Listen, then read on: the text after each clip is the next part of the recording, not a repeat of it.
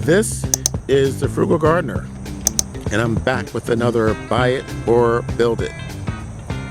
If you are a gardener, you know this is a tomato cage.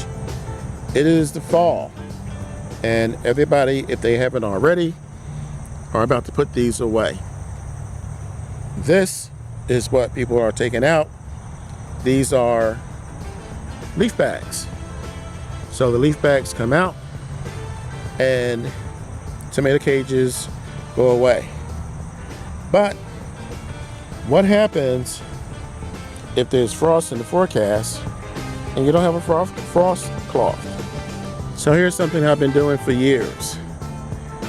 Basically, you put the tomato cage over whatever plant you want to protect, and you put the plastic over top of the cage. This way your plant is protected and you did not have to go to the store and spend extra money.